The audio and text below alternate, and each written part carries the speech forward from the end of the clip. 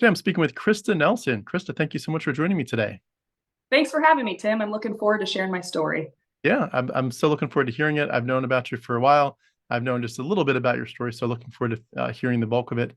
And just for a quick bio here as we get started, Khrista grew up and lives in South Dakota, which I'm a little bit jealous of. I've driven through there. That's where the little house stories happened in part, right? The Right. Ingalls. Yep. And just beautiful part of the country. She went to Western Dakota Tech, focusing on law enforcement. She was in the Army, and she was also a South Dakota state trooper for a few years, so don't mess with her. And she has two children. And that's what I know about you so far. But before we get into your story, if you could tell us some hobbies or fun things, and we'd love to just get to know you first. Yeah. So living in the Black Hills, I definitely love hiking. We have beautiful trails here. I love to be outdoors and stay active and working out, and recently got into some kind of homesteading stuff and learning about organic foods. And yeah, we currently have some cows and chickens and all that stuff. So yeah, I just like to stay busy, be active. I don't like to sit around and do nothing. So, but Yeah. yeah. Are you in a spot where it's so remote that like your neighbors are a couple of miles away, or do you have neighbors nearby? Yeah, so currently living on 21 acres, so our neighbors, are a little ways away, not super far though. So it's nice. Yeah, we're not right in town, but we're, right outside of town. So Hmm. Okay, so now I'm really jealous. That's that's what I mean. I want my neighbors 21 acres away. Um, right. well, well, we're so glad you're here again. Looking forward to hearing your story. We of course love to invite people to share, where they're coming from. If you could take us back, what was the first time you heard about Jesus or the Bible? And I'll just jump in with some questions as you tell us your story. Yeah, so I was actually raised by my grandparents the first 11 years of my life. And I was raised Catholic by them. My dad actually passed away when I was 1 from leukemia. And Hmm. my mom had me at 15 years old. So she was just very young. And, as a mother now looking back, I don't think I would have been able to do it. So she gave me to my grandparents for the first 11 years of my life. And we were Catholic.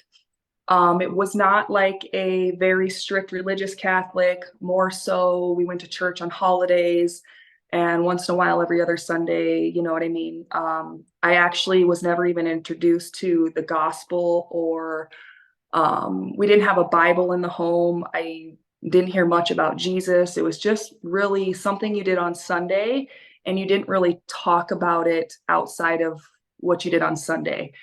And so nothing in my life, was really impacted by religion the first 11 years. It wasn't a heavy weight I carried. It was just something that you did on Sunday. You just went to church and, you listened to the priest, and once in a while you said your confessions and you're good to go, and you go and you live your normal life. It was a side thing, Hmm. versus what ended up happening when I went to go live with my mom. That all changed a lot when I went into evangelical Christianity. So It sounds like you were probably spared some of the traumas, at least early on at first, that we right. talk about a lot. And it's interesting that you mentioned that they didn't talk about the gospel.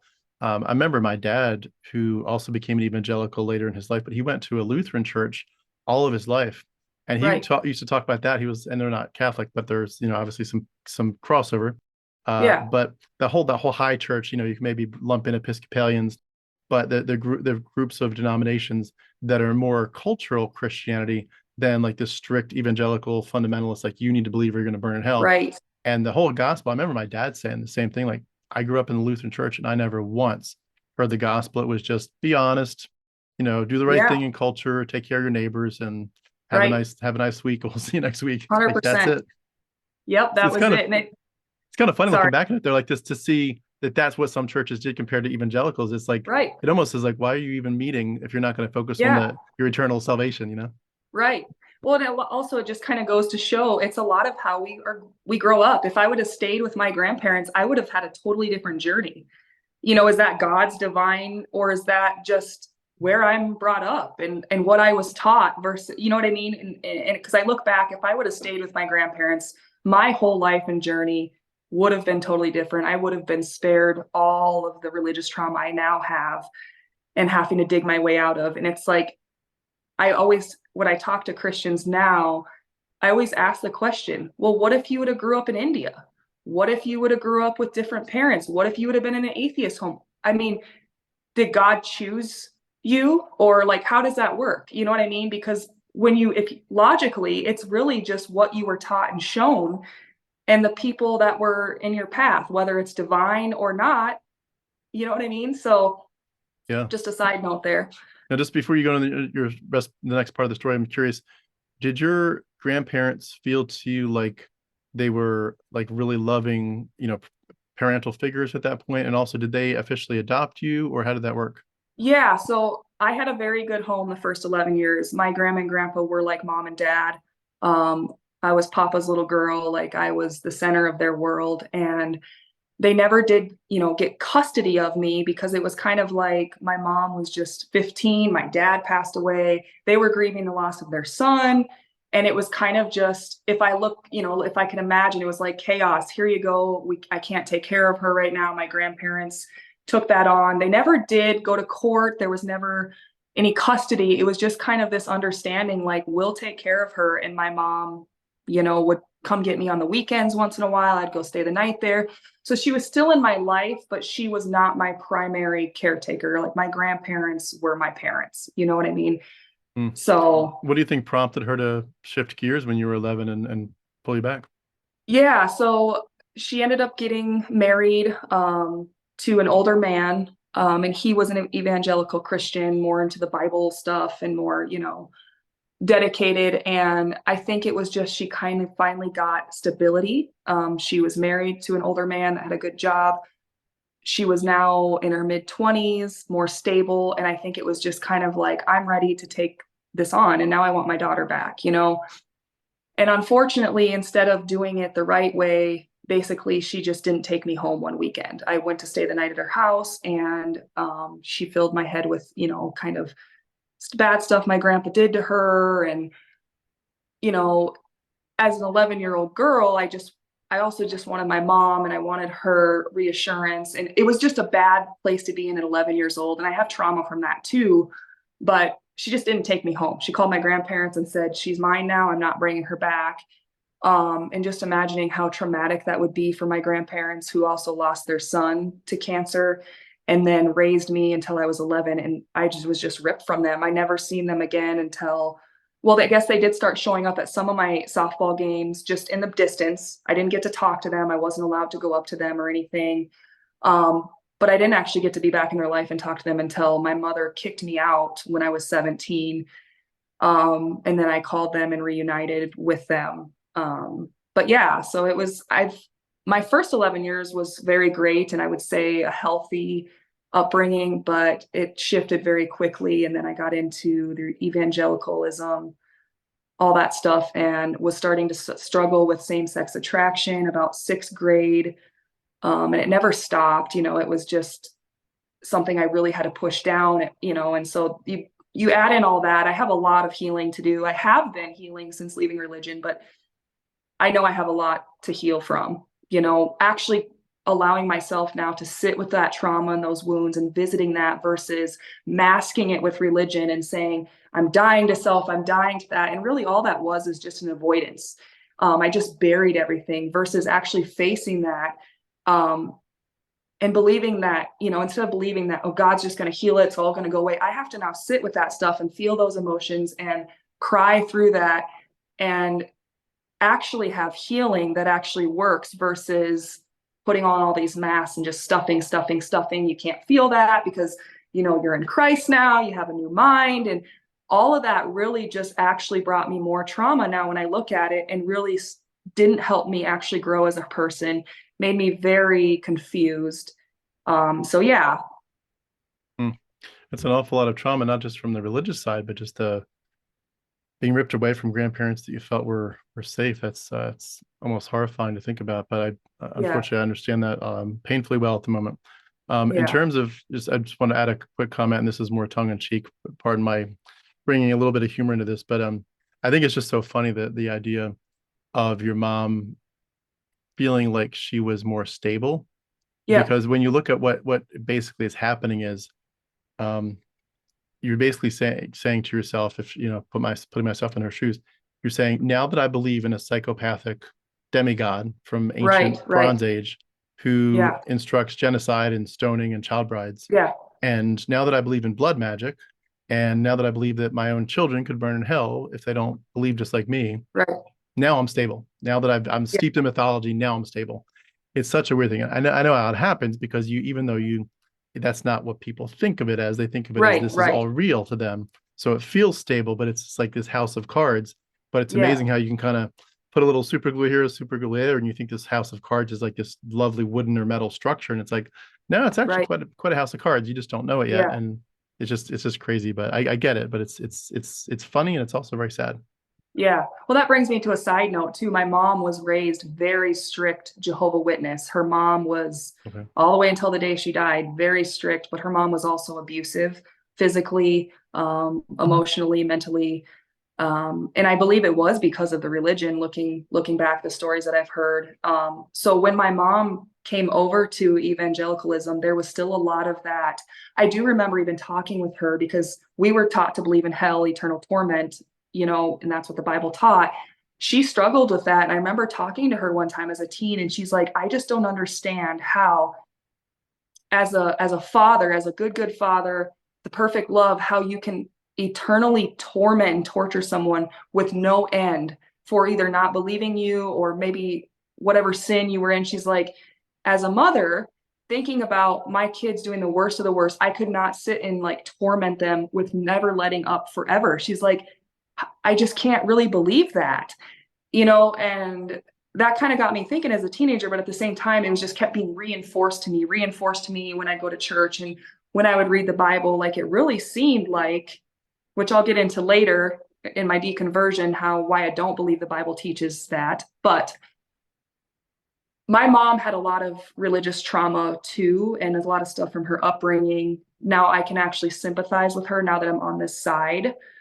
I see things a little different now that I'm healing and I'm able to kind of empathize with her, which I couldn't for years when I was super Christian. I was like, she's just a wicked sinner and she's evil. And learning about trauma and stuff and what religion actually does to you and realizing how she was brought up and being abused on top of that by her religious mom who was shoving that down her throat really messes with you. You know what I mean?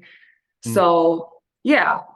So going back to your timeline, when you were back with your mom, that's when you became exposed to evangelicalism. What was the church denomination, if you recall, and what were some of the things you began to hear from the preacher? Yeah, so it was a non-denominational evangelical church, is the way I would describe it. I started getting into youth group. Um, the gospel that I heard then was different than the gospel that I believed on when I became radical in my adult life, which we'll get into. It was more of a once saved, always saved, easy believism, faith alone, grace alone. I was confronted at youth group with my sin and how I was, born wicked and I was never going to be able to please God. All my works were filthy rags. All that weight came on me. But the remedy that I heard as a teenager was basically you just need to believe that Jesus died for your sins, he rose again, and that's going to be washed. And that was pretty much it. It wasn't until later that I became radical when I believed more of the like repentance. I never heard repentance my entire childhood. I didn't even know what that was until later down the road when, I was all in. And I know some people, when someone deconverts, the first thing they say is they were not really saved. If you believe in once saved, always saved, you weren't really saved. If you don't, you walked away and fell away. Well, as you'll hear later in my story, I was about as radical as they could get. I was the person that would go out on the street in my free time. I would pray for people. I even got into casting demons out of people. I would go share the gospel. I even at work in my patrol car would convert people on the side of the road, taking them to jail. Like it was my entire life. It wasn't a side piece. I gave up every possible sin that I could think of. I literally, when you talk about crucifying your flesh, I put myself through literal torture. Everything was a sin, you know what I mean? And so, I wouldn't watch rated R movies. I wouldn't listen to music with anything questionable. I died to everything, the same sex attraction, which I'll get into later. I literally turned everything off. I was all in. I led Bible studies and even got online and did videos and preached and all that stuff. So anyways, I'm getting a little ahead of myself, but yeah, as a teenager, it was easy believism. Later on, it was the other side of it, so. Interesting that you say that, because I can definitely relate to it. My journey took me down those two paths quite a bit too. And it's funny, I could even encapsulate them with the names of some preachers, and some Yep. people might be able to recollect these names, and they might relate to them too. But there was a preacher that I used to listen to, two preachers on the Christian radio, and they were literally back to back. And the first guy was Charles Swindoll. And he talked all the time about grace, grace, grace, just simple Yeah. grace. I think one of his books maybe even called The Grace Awakening, but just grace upon grace. And then John MacArthur was preaching lordship salvation, which Yep. is like, Christ is Lord. And if you're bucking him and you're saying, God, I'm not going to obey you, then you should question if you're saved, because a true Christian's not going to give God the middle finger. You're going to bow your knee in humble submission. So I remember hearing those two messages very much. And not that Charles Swindoll would have ever told people to go disobey God on purpose, but just that the message is about grace. It's not about what you do. It's about what has been done for you on your behalf. Right. And you do freely receive it. And the other side of the coin, of course, is John MacArthur stuff of, yes, that's true. But if you really did receive it, you'll want to be pure and holy and righteous. And right. it ends up putting you in a tailspin, like how holy is enough? How righteous is enough? Right. How on fire is enough? Exactly. Yeah. It's amazing how common that storyline is. I've heard that from a lot of people, that those come into our equations. But anyway, so what was this exact reason that you switched from more of the easy believism message to the more strict, live for the Lord and be on fire for him? What caused that shift?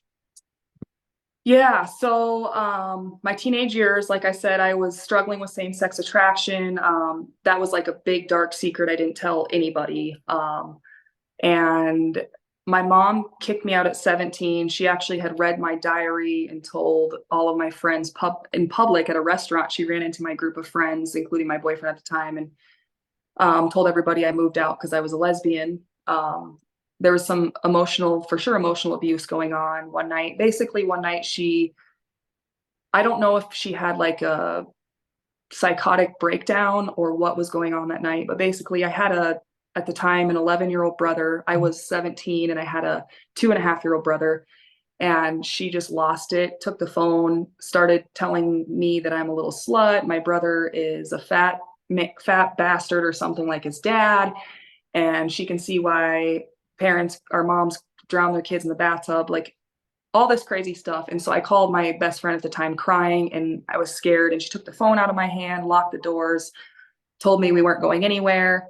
And I remember just sitting on the ground, holding my brothers, crying, and just thinking, is she going to kill us? Like, she just lost her mind, And looking back, she was very unhappy. She had a lot of trauma that she didn't deal with, and I'm not saying all things to make my mom look bad at all. She had a hard life, and so at that point, she basically told me, pack my stuff and go. So I ended up going and living with my best friend at the time, and her parents took me in as their own. I remember they called her when school started and said, "Hey, we're fine taking care of Khrista, as long as she needs to stay here, it's fine. Do you mind giving us some money for like school clothes, supplies?" And she said, "She's your problem now," and hung up the phone. And so, that's staggering. So at that point, I'm struggling with the rejection from my mother. I'm reuniting with my grandparents, but there's all those issues. I'm dealing with, the religious side of things. A lot is going on. And I finally ended up renting a room from somebody I worked with. And that's when I decided to join the military, because it was like, I have no help from my parents. I'm basically on my own. I'm 18 already, paying rent. I had to grow up really fast. And my grandpa, of course, as soon as I started talking to them, of course, he bought me a car. It was, a beautiful reunion, very emotional. And he was helping me as much as he could, But I decided to join the military to get college. I had known as a little girl that I wanted to be a police officer of some sort. So I joined as, the military as a military police officer to start there. They were going to help with college. So I was able to go get my 2-year degree in law enforcement. I got shipped off to basic training. Also, all of that going on, I was really struggling with the same-sex attraction thing, believing now that I was introduced to evangelicalism, the Bible, it was a wicked sin. It was an abomination. And, 19-year-old little me with this big secret, I was scared. I just kind of chalked it up to, well, that's sinful. I need to just bury that. Like, I can't, that's just wrong. And so I'm supposed to get married to a man. I'm supposed to be straight. I'm supposed to have children. This is what I'm supposed to do. So I'm just going to not deal with that. I got all this trauma with my mom and, everything. And I'm just going to go into the military and do my thing. And so I was working at a restaurant at the time. A couple friends introduced me to my husband, who I would end up being married to for 13 years. We were together for 15, and I just needed to follow what God wanted me to do. He was a nice man. He treated me great. We had a good relationship. And so I got married at 21 years old, right when I turned 21. We were engaged for a couple years. And I never told anybody about, my same-sex attraction, because in my mind, it wasn't that I was trying to be devious. It was that is just a sin that God's going to heal and deal with. And if I keep, pursuing God and praying and reading my Bible, then I'm following and obeying. So he's going to take care of that. You know what I mean? And I got deployed a year after I got married, to Afghanistan. I was gone for 11 months. And I actually went on that deployment. I took my Bible, my notebook, and I remember telling myself, I'm going to use this year to get really close to God. I'm going to pray more. I'm going to read the word. I'm going to do all this stuff to strengthen my relationship with God. And when I left, that's what I was doing. I mean, every night I would sit down, I'd get my quiet time, I'd pray, I'd study, I'd take notes. Then one of my friends in the unit was a female. She was also married to a man. Long story short, we ended up having feelings for each other and fell into a relationship. And I committed adultery and ended up falling in love with this girl. While I was a Christian, I was so confused. I felt so guilty. I was so scared that I was going to burn in hell. But we were gone for 11 months. As time went on, I realized, I'm like, this is what I want. This is who I am. I started looking at Christian stuff that was accepting of same-sex attraction and getting the kind of a different view. And I remember going home believing I can be a Christian and be gay. You know what I mean? Fast forward, I went home and was living this lie. It was horrible. It was turmoil. And so I eventually left my husband for her. She left her husband for me. We moved in together. I had basically just told my husband, because I couldn't tell anybody this. It was just it was so bad that I was just like, I just don't want anybody. I'm just going to basically tell him I'm not happy. And I'm going to start my life over. We were going to move somewhere else and just basically start over. Right. Well, this is where kind of my story of how I had a radical conversion started. So I was living with her, and one day I decided to go to church with a friend of mine. And this is the first time I had ever been to a church where it was repentance, turn or burn.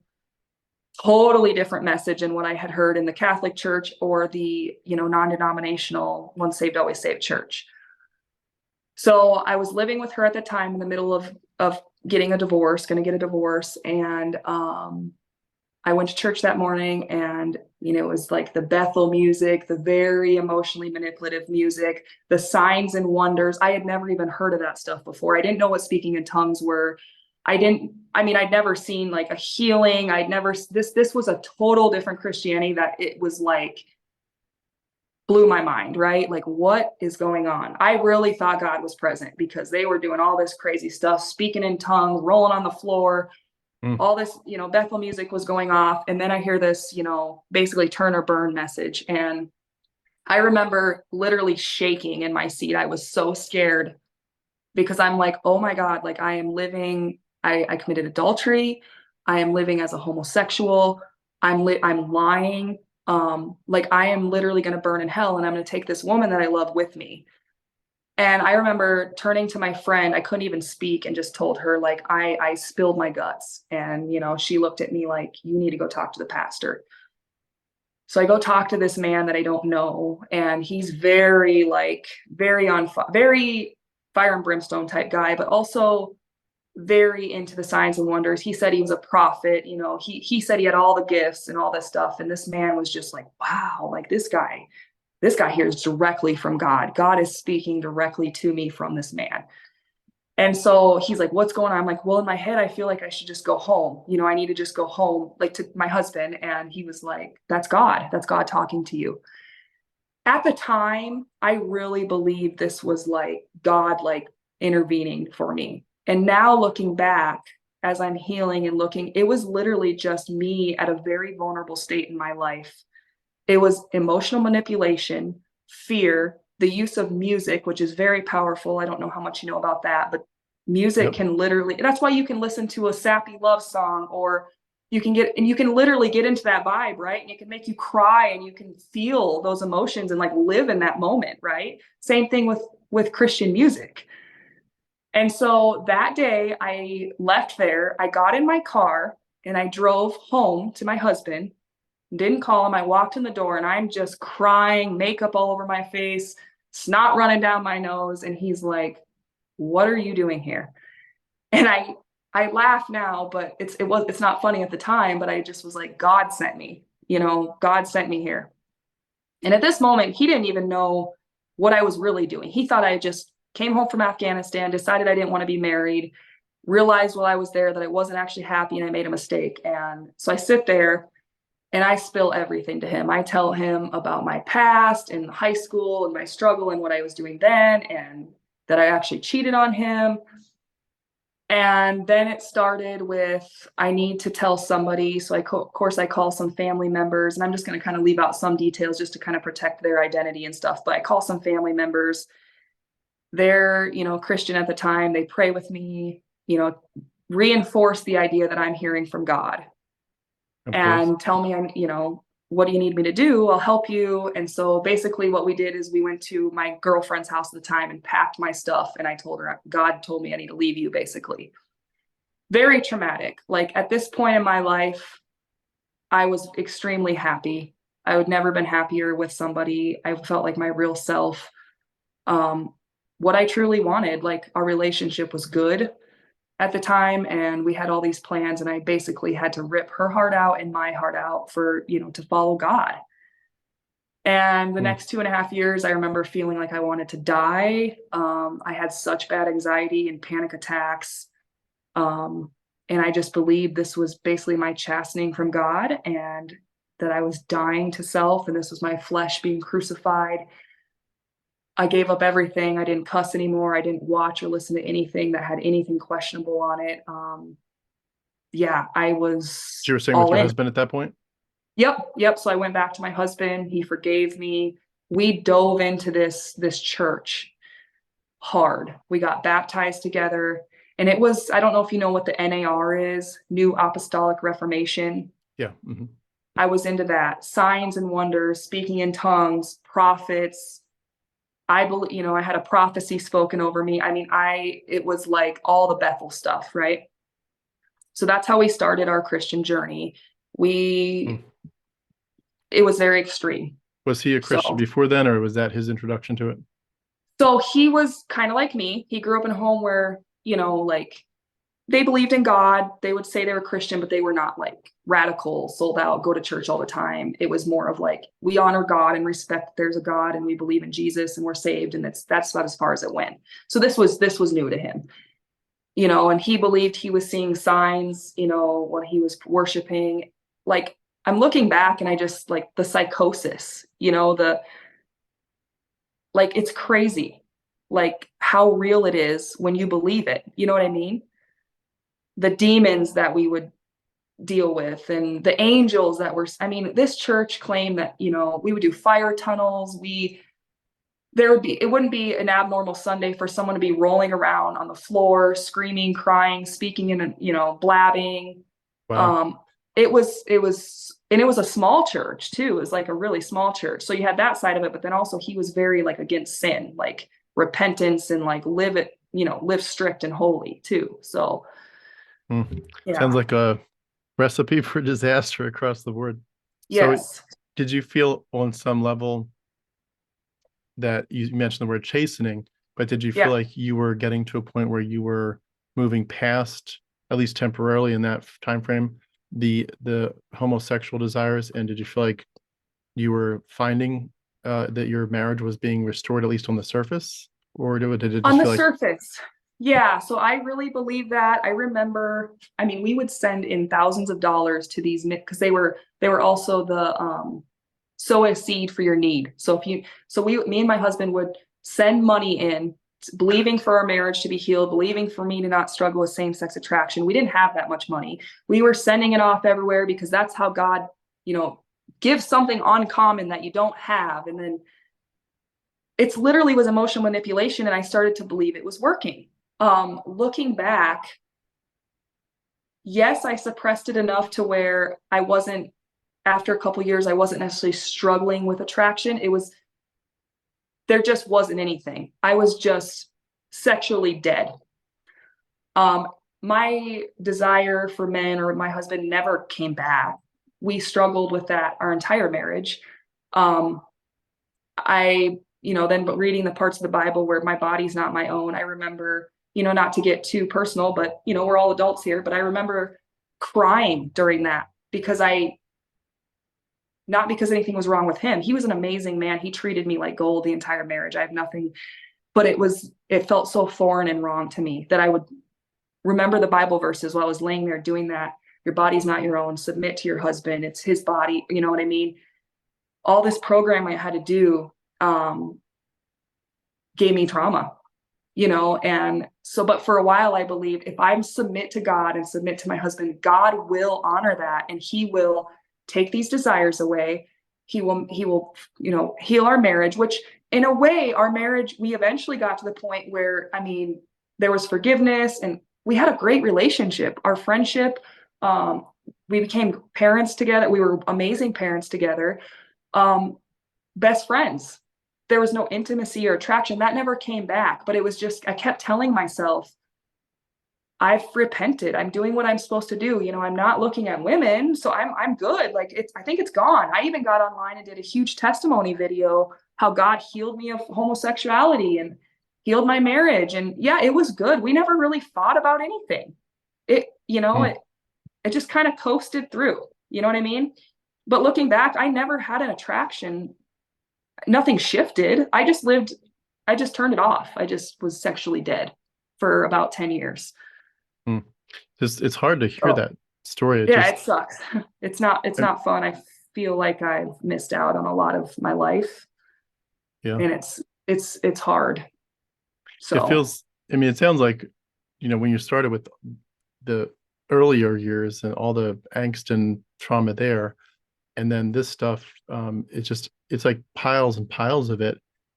And it's really a good example and a testimony to the ways that Christianity really does deprive us of our true identity, to the point that when horrible. you finally get to a point of saying, I'm going to admit who I am, what I want, Yeah, what I think, when you get to that point, you, number one, have to unravel all kinds of things in your life.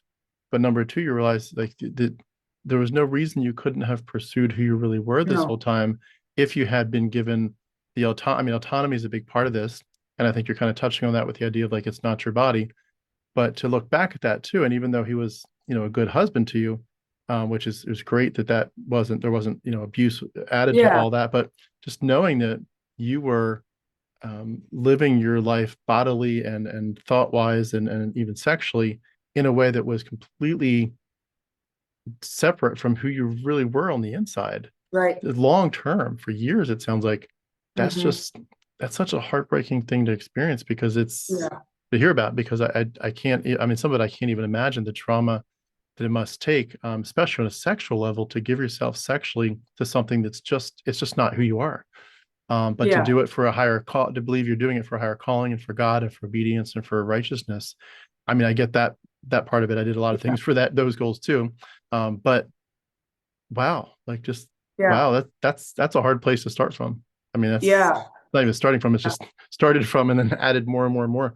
You're I know we're not really at the end of the story yet, but just to kind of put a pin in this for maybe towards the end, your healing process must feel even now overwhelming. I can't even It imagine some of is. that. Yeah.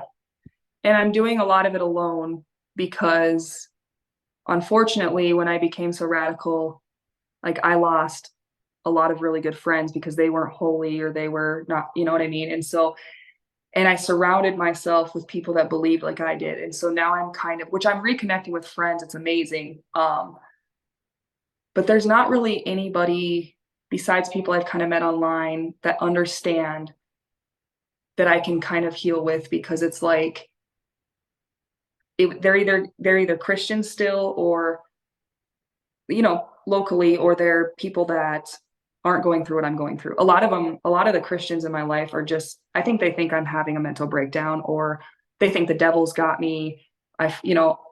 It's it's really hard because I this is me and my journey, and I'm having to be really brave and go against, eat all my words, because I was very online, I was very bold about repenting. I even spoke out against homosexuality, and so instead of the people that are still Christians that have been in my life for years, instead of them wanting to understand or sitting down and talking to me, they're just kind of like, they don't see the bravery that it takes. And I'm okay saying this about myself now, because I no longer believe that I'm just wicked through and through. I can't trust myself and all that stuff. That's gone. I'm being extremely brave. I'm having to eat all of my words. I was so bold online. I was public about it, about what I believe, and I am having to live my truth, splitting up my home, dealing with all this stuff with my kids, to live my truth and be authentic. And I have to go back and apologize for the people that I hurt when I was religious. And instead of the people that claim that they love me, and I'm not knocking them, because I was the same way. It's the religion, it's not them. I get that. But they can't walk alongside me and say, and sit with me face to face and try to realize the struggle and what it's like to live, try to force yourself. It's like, it would be the same way as a straight person forcing themselves to be with someone of the same sex. It's the same thing. And I want to look at these people and say, like my female friends, I want you to force yourself to be with a woman because that's what's right. That's what God says. That's what this book says. That's what society says. And I want you to lay under them, and I want you to have sex with them. And I want you to, do all these things. And because that's what you're supposed to do. And tell me how that feels. It's horrible, and instead of a lot of these friends and family wanting to sit with me and understand and empathize, because as a Christian, at least I couldn't have real empathy. It was fake. I had to do it through the lens of the judgment. In my mind, I'm judging everything about them, but I'm trying to pretend not to. I couldn't actually love people and see them like I can now. I couldn't do it. So it's like some of these people, it's like, I love them and I want to be true and authentic with them and I want them to understand me, but I'm not going to beg people to have empathy and sit with me and try to understand. If you don't, you have to go, because I'm not doing the fear and manipulation and anxiety and threats anymore. Like, I'm done with that. You know what I mean? And so if you want to have a conversation and hear me out, I'll still support your beliefs if that's truly what you believe is true. But if you can't support me, I can't have you in my life, because you're literally just adding to my trauma, you know? And so, yeah, Hmm. it's, I think too, one of the what's the word I'm looking for? Patronizing things that happens, and I've had it happen to me, is that if you've been through any kind of trauma or hardship, and especially if you've ever made any kind of mistakes where people would say, well, you really did actually make some poor mistakes here or there in that situation, they end up kind of putting you in a category of you're just like a lost soul. I'll And pray for you. Oh, I'll yeah, pray for you. and I'm I up here, if you're down here, I'll pray for you. exactly. And one of the things that I heard was the lovely patronizing phrase, I really hope you find what you're looking for. Yep. And like it's as if they're kind of implying you're making this a lot more complicated than it is. It's really simple. If you just do it God's way, everything will, and you let him heal you from the wounds, that will take Mhm. time. But if you do it God's way and just let him keep on healing you and bringing you to a good place, he will fix this and he will make your Mhm. life beautiful. And of course, now that you're on the other side of it, realizing this was all mythology and that God character isn't Yeah. ever there, he can't fix it because he's not there to fix it. You realize that this has all just been a social construct, and that you're in many ways fighting, of course, against that social construct, but you're also fighting against your own past, your own self. And yes, in some ways we're lost souls, but everyone's a lost soul. Arguably, Christians are very, very, very lost souls. Even the Apostle Paul says, if Jesus isn't raised from the dead, you were of all people to be most pitied. I'm sorry, but Right. you are. Jesus did Yep. not rise from the dead, and you are of all people to be most pitied. But when you look at that, the way that you would hope that they would empathize with you a little bit and just say, uh, I don't come to the same conclusions you do, but I still can respect your human journey that you're trying Hmm. and that you've been hurt and Yes. you've been given a raw deal in many ways. You've been given a bad hand to start with. Um, they don't have any of that. And Christianity really deprives people of empathy. And especially when you mix Yes. in that lack of empathy with arrogance of like, I've got the right message and you just need to listen to me and do it my way. Right. When you weave all those things together, add in some basic shunning or whatever version of it we all get in our circumstances, it ends up feeling pretty quickly like this is a pretty toxic group of people. And I think as an ironic thing, I don't think they realize how much that toxicity ruins their testimony and their ability to, in their mind, maybe pull you back to the gospel. Because when you cross certain bridges where they're so toxic and so abusive and so much writing off is happening and there's so little empathy, that they think in their minds that they're kind of turning you over to Satan so that you can kind of taste how bad it is without God, and you'll be back. You'll come back to us. But they don't realize like you guys have been jerks basically for this Yeah. huge period of time. The time when I needed you most, you didn't show up big. Yeah. You wrote me off. And so no, when I get my life back together and whatever that looks like for me, I'm not coming back to you. I'm not coming back to church. And I don't think I'm coming back to your Jesus message because it Right. didn't do anything except make everything in my life that much worse. I don't think Yeah. they're putting those pieces together. They think that they're the attractive No, outcome in the I room. It's didn't. like they're I not. didn't. Yeah. Yeah. And I was so radical and yeah, I didn't put it together, Mm. until I was on the other side. But, and I mean, me and my husband, we went through so many different churches. The stuff that we seen, it would take another 8-hour interview for me to explain to you. We started in this church. We ended up actually leaving. It became very controlling. I realized I'm like, this is a cult. Like, there's like 35 people that go here. The people that run the church are mostly all family members.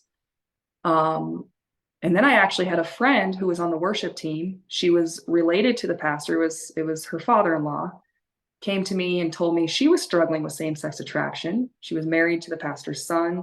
Then she told me a bunch of stuff going on in her marriage that was pretty abusive, and then the porn addiction, all that stuff, right? And so I went to the pastor and the father of the person that was the issue, and I was ostracized and called Jezebel and accused of touching God's anointed. And at that point, I was just like, what is happening? This pastor was like my biggest fan up until I was like, hey, you said I can't be a lesbian and I can't do this because it's sinful. I'm going to burn. So, like, your son is doing this and that and this. And now you have a daughter in law who's struggling with the same thing. Like, we need to deal with this in a loving way. And I was like, it was my lesbian spirit that got on his daughter in law and made her lesbian. I only know this girl for a year, and so the abuse and manipulation, and they just turned on me like a pack of wolves, and we left. We went to another church, signs and wonders, all this stuff. Then it comes out there's, an affair going on with the head pastor and his wife, and that's been covered up for years. And it was all about money. It was all about ties. We end up leaving there. We go to another church. We try a home church. And it was just, finally, I threw my hands up and I told my husband at the time, this was probably 5 or 6 years ago, I'm like, I am done with the institution. So at that point, I was convinced that the real church was kind of like not in the institution. Then I went on that thing. Like, it's not the institution, it's not the 501c3 tithe people that are getting paid. It's the people that are on the streets that are not an institution, that are meeting in homes, breaking bread. So then we got into that kind of movement, right? And so, I mean, I went hard at that. I got into deliverance ministry, casting demons out of people, having demons cast out of me, all of it. I mean, I went down every rabbit Wow. hole and avenue of Christianity that there could be. You did the So, whole 9 yards. That's Oh man. it's amazing too when you do what you did, and I can relate to not those specifics, but some of the dynamics in a generic sense. You really get to a point where you realize you're trying different things, yes, but what you're really doing in a very generalized sense is you're kind of saying to God, God, I need you. I need you to show up big and Yeah. just this seems so complicated or it's like it's not working. But I know in my head and my heart that it can't not work. Like there's something wrong that's being messed up because we're humans. Humans are messing this up. The church, like you said, as an institution, is messing up your plan, God. But I know that you're perfect. I know that you don't make mistakes. I know you can't mess up. So please help me to get past myself and this church stuff that's seems so yucky and messed Right. up, and just get me back to the basics of you, of your love and the gospel. Get me back to you. I want to be, I want the father heart of God and the love that you have Yes. for me to just wrap me in your loving arms and fix my heart. And I want to keep this simple. At that point, you're basically saying, like, God, I believe you can Hmm. fix this. I believe you can simplify all these weird things. And I believe that at the end of the day, we're all going to give all glory is going to go to you, God, for fixing my life and my angst. And again, you can kind of play that game for a while, and I certainly did. But when you look back at it, big picture as we're doing today, you realize there was no way for that to ever work out well because he's not there. And so Hmm. what we're really doing, and the reality of it is, we are psychologically tricking our own minds to say, Yeah. this is okay. We'll get through this. Yeah. We'll get through this. And the we is not us and God. It's actually us talking to ourselves, which we realize far too late. But you're kind of psyching yourself up to saying you can take a little bit more of the chaos. You can take Yep. this Yep. this weirdness a little bit longer. And when we really, if we were able to see the red flags earlier in terms of mythology, not just of toxicity and abuse, but of mythology, we would have Yes. been able to say, come on, like enough already. Let's not stop playing this stupid game. We're waiting on a God who's not there. Hmm. Yeah. Yeah. 100%. I got into, like I said, the deliverance ministry. I don't know if you heard of marriage permanence. Basically, once married, I think always so. married. Like Okay, yeah, married for life. The only, yeah, you can't. You basically you're tied for life, and if you divorce and remarry, you're living in adultery. yeah. I I got into all think that the stuff. Mormons take it even further. You're married for eternity, right? Yeah, exactly. The patriarchy. Here's what I did though. Once I left church, looking back now, this is where my deconstructing was starting, but I didn't realize it because I went through this movement where I'm against the institution and I started studying so hard, looking into the Greek, looking into all the doctrines that I believed, not because I wanted to deconstruct or prove anything wrong. I wanted the truth and I believed I had a calling on my life. I didn't want to deceive anybody. I remember laying on the floor in my face, crying out to God, begging him, do not let me be deceived. I don't want to lead anybody astray. Whatever the truth is, if you show me, I will live it. I will be radical. I will do anything. I just don't let me believe a lie, right?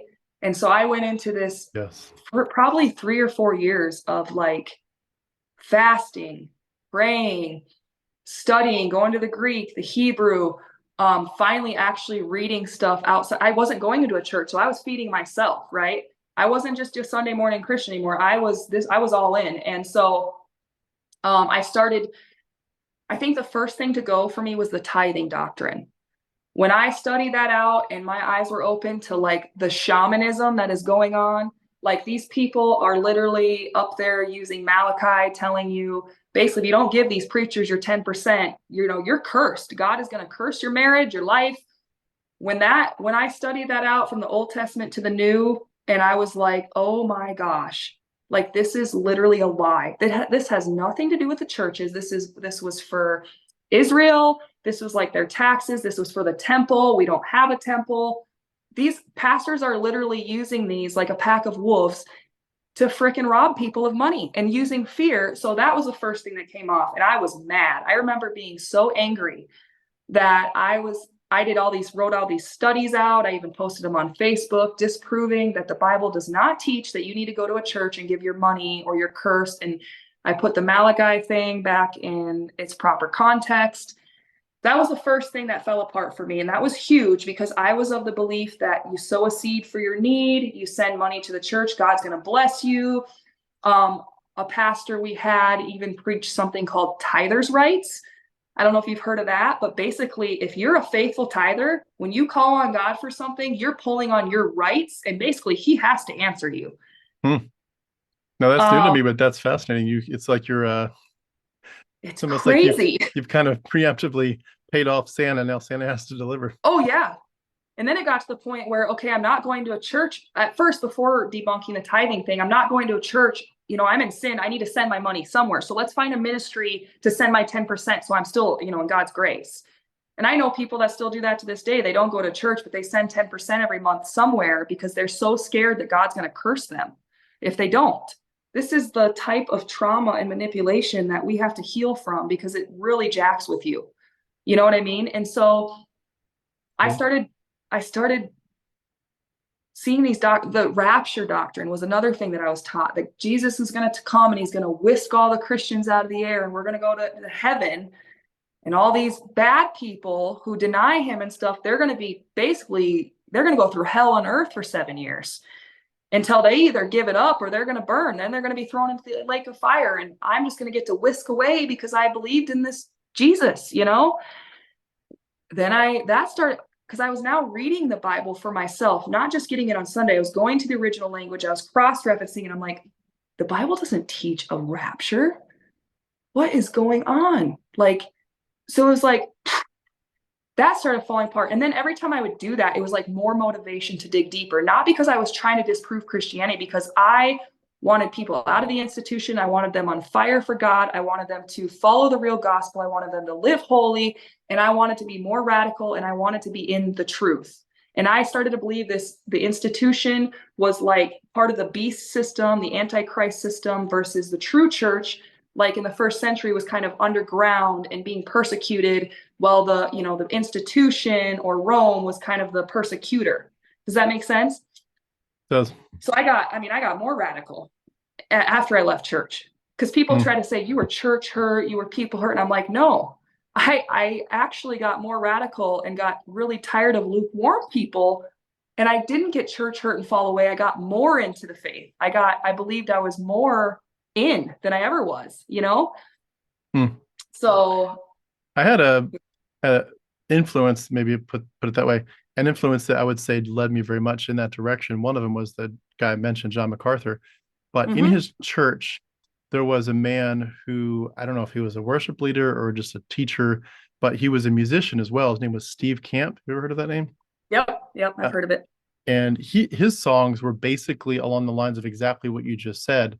His goal for almost all of his songs, that if I remember correctly, were, apart from just sharing the love of God and the gospel and you need to be saved, were to shake up the Christians and say, you are living for yourself as opposed to God. And it, of course, was a direct correlation to Lordship Salvation, because he was literally in that church with John MacArthur, Grace Community Church in California. But his messages were stuff like, you're living in Laodicea. Remember that reference in Revelation? 100% from Revelation. Yep. And God wants to spew out of his mouth. And I remember I was at the time so privileged to actually hear him in person. And you know how a lot of preachers will say, all right, I want you all to respond, by raising your hand. But before you do, just know everybody else's eyes are closed, all heads bowed, eyes closed. If you need to confess your sin, put your hand up. No one's looking at you. There's no pressure. That's what I was used to, that kind of environment, when pastors would do the invitation or the altar call. Steve Camp was the opposite. He's like, everybody's looking at you. All eyes are on you. If you want to stand up for Christ, for goodness sake, stand up for Christ. Get yourself up here, put your hand up and say, I stand for the gospel. Don't be ashamed of him, or of your desire to fight sin and be opposed to the world. And I remember one song about, I want to fight a mission a yard from the gates of hell, which is a quote from somebody. But that idea of like, if you're not on fire, like, you're missing the whole point. You're missing the point. If you're not willing to change the world for Christ, you have severely misunderstood what the gospel did for you and the gratitude that you should be showing for it. You're severely misunderstanding what sin has done and what it's doing and how much you need to fight it. and how you're misunderstanding the needs of this world to see the gospel transform your life and for you to become a missionary in every sense of the word. All that kind of stuff wrapped up. And I was like, yes, that's me. Isaiah 6, who will go for me? Lord, here am I, Mhm. send me. I will go. Yep. I will do it. Yep. And when you get in that frame of mind for a while, you get very proud, of course, that you're like, Oh, I'm doing it. Why aren't the rest of you? I'm on fire for the Lord. What the hell's wrong with exactly. you? I'm proud of Exactly. myself. But also you feel like that feeling of like meaning. You're like, I am Yep. living like this is all these distractions. There were so many things. What do I do? What do I do? It Yep. doesn't matter. It's My focused, it's life is honed. on the altar. Yes, it's all God's. And there's no question 100%. about it. And once you're in that spot, at least while you're in it for a while, until you obviously think through some other things like mythology, but while you're in it, oh, that feels like you're finally stable Oh and man. healthy. It's like this is it. If I don't change from this will still be the best life ever. Yep. 100%. Yeah, you believe you're the remnant, you're special. And that was exactly what I believed. I remember telling friends in Bible study that I believed I was actually sent for the lost church. Like I shifted from focused on like the lost sinners to the church. Like you're lukewarm, wake up. What are you doing? Like you literally go to church on Sunday and you do nothing the rest of the week. I was like, it needs to be your whole life on the altar. Like, and from my perspective too, was like I had to give up my sexual attraction. I had to like deny myself. I died to everything. And like you can't even, you know what I mean? Like go pray for somebody in the street. It was so prideful, and then you spend all your time arguing with other Christians about doctrine and theology. And that was another thing that woke me up before my total deconversion is like, you can take one Bible verse and you can grab 15 strong Christians of the same denomination, and they're all going to have a little bit of a different tweak. It's like, how do we know? Because when you go into the ancient languages, the culture, you got different translations. I mean, we can come up with so many things. And how do we really know what the message was, how it's supposed to be applied now? Is it even for us? Is it for Jews or Gentiles? I mean, the language barrier, it's an ancient dead language. Like, what do we do? It's been translated and translated. We don't have any original copies. When I started learning all that stuff, I'm just like, how can I be so sure of myself and so arrogant to push this on somebody when like I really can't say for sure? There's too many factors, too many gray areas that nobody can really say what it actually says. And then Mm. you get into translation bias and the politics of Bibles and all that stuff. And it's like, I really can't tell you what that said when that person wrote it. I can't really tell you who wrote it because the Gospels you find aren't actually written by Matthew, Mark, Luke, and John like I was taught. So I don't know who wrote it. We don't know exactly when it was written. It's been translated multiple times. It's been in the hands of different people with political agendas and corruption. And now we have 1,000 translations. I can't tell you what it said, and I don't know who wrote it. And I don't know exactly the culture or if they even had me in mind. 2,000 years later in America, maybe this was just for these Jewish people in Israel, and then I got into preterism. And to this day, if I was going to believe, preterism makes the most sense out of any view, personally, all the studying I did. And if that's true, this has nothing to do with me. This was about Israel. This was about what happened and all the way up to 70 AD. Where does that land me thousands of years later in America? I'm not a chosen one. And then you ask people, go ask Christians, what is a Jew? You'll get so many different answers. What is a Jew? We got all these wars going on and fighting over, no, I'm the Jewish people. What is a Jew? And if you're not Jew, where do you fit into the Old Testament? Where are you? And then you start reading stuff and learning that there really isn't a Jew and Gentile in the Bible in the original language. That's another thing that came later. I was chasing my tail going in circles. I would believe one thing and then I would study deeper, and I'm like, and it just got to the point where I was exhausted. Mm. God, if this God really wanted me to know the truth so bad, and my heart was literally to know that, and I was laid out on the altar, why am I so exhausted, and why is it so confusing? It's bringing division in my life. I'm losing all these relationships. Make it so clear. Why is the Bible not preserved? Why is there all these different translations and edits and biases, and we don't have the original? If this is the word of God that is going to save me, and I need to live by this, or I'm going to be damned, why is it so hard to find out what the hell it says? You know what I Hmm. mean? I got to the point where it was like, I was just like gripping like sand, and I had such cognitive dissonance. I kept, well, that I just must be reading something wrong. So I need to solve that problem, and I need to make that fit. And so let me go come from this angle. And it was just falling apart, and to where I was like, my integrity is what caused me to deconstruct, not wanting to not be a Christian. It was my personal integrity. I couldn't be a liar. I had no reason to believe anymore. I was trying so hard to have faith, but I couldn't. You know what I mean? It was a bunch Yeah. of lies. Can I ask, when you were going through all those questions and not finding sufficient answers for a while, did you have anyone, your husband or anybody that you could talk to and just say, if, in different ways, like, look, I don't know where this is going, but I'm feeling overwhelmed with questions that don't have good answers. Did you have any companions in this journey? Honestly, Tim, I was scared to tell anybody because there was two things. Part of me didn't want anybody to stop me because I knew what I was seeing. And I didn't, also, I was scared that people were going to be worried about my soul. I didn't want to be judged. I didn't even tell my husband. I did have a few friends I met in like kind of online Christian groups that, well, one of the big doctrines that fell apart for me was the doctrine of the Trinity. I think that's when my deconstruction really started to go fast, because I had a couple friends online that the Trinity doctrine falls apart. If you study the Bible, there is no three-person God in one union. It's crazy. You'd study the history and these councils that came in and how they would sit down and they would decide, oh, Jesus is man. No, Jesus is human. Oh, he's got two, he's got the human, all this stuff. So I just went to the Bible, and again, wanting the truth, whatever that is, I will proclaim it from the rooftops. I just want to make sure it's the truth, right?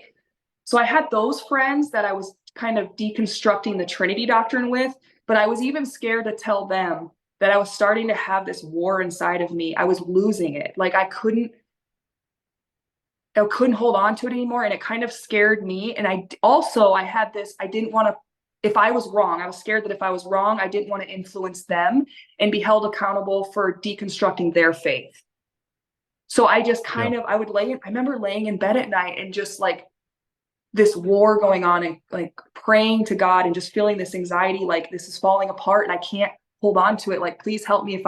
If I'm turning away from you, don't let me, you know what I mean? And I would just roll and toss and turn and just kind of like war with God at night. Like it was just falling apart and I couldn't stop it. I wanted to, I tried to, but it was like, it was Hmm. either choose integrity or lie. You know what I mean? I couldn't do that. Can I ask, with your background, did you fear at all that there was an underlying motivation that this was an attempt to get back to homosexuality? Did that cross your mind? No, Okay. actually, and I do want to talk about how I came to accept that, because I know a lot of people, especially the people in my life that know my story and know my transformation and how I used to be into that. And I confess that God healed me. I know that they're going to believe that I deconstructed because I couldn't fight my homosexuality anymore. It was such a struggle and I couldn't get over that sin. So now I had to disprove God in the Bible. That is not what happened. In fact, it happened in reverse, which is interesting because the last couple years, I started to feel very lonely, very not content. I remember I would just stand in my kitchen and cry and just be like, God, what is wrong with me? I have an amazing husband. I have a good life. I have beautiful children. I'm living for you. Like, why do I feel so empty and so sad and so lonely? And just like thoughts of even like suicide started to come up. Like, not that I would Hmm. actually do it, but I was just like, I would rather be dead.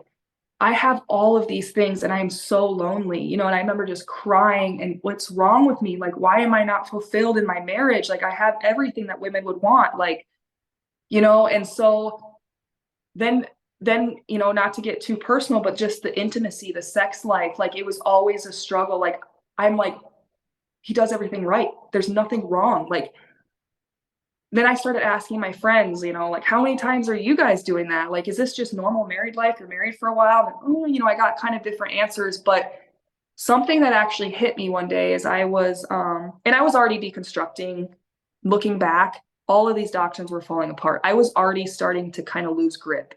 It never crossed my mind during my deconstructing, nothing about my homosexuality, nothing about any of that. Okay. I was already on my way out. It was already falling apart.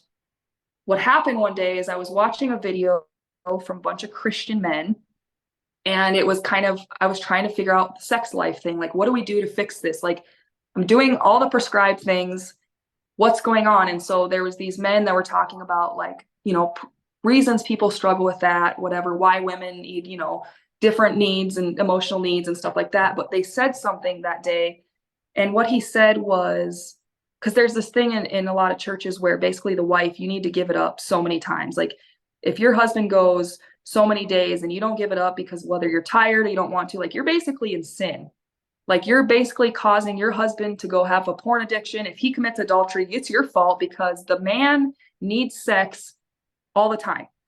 You know what I mean? My husband never was put that. I mean, he was never like that. But that's the stuff that these guys were talking about. And they were basically just breaking it down. Like, there is no scientific proof that the man absolutely has to have it, any more than the woman. And they were talking about that. And then these men said, when you force yourself to have sex when you're not actually, because anything other reason than you actually want to or you feel like it causes the same type of trauma as rape.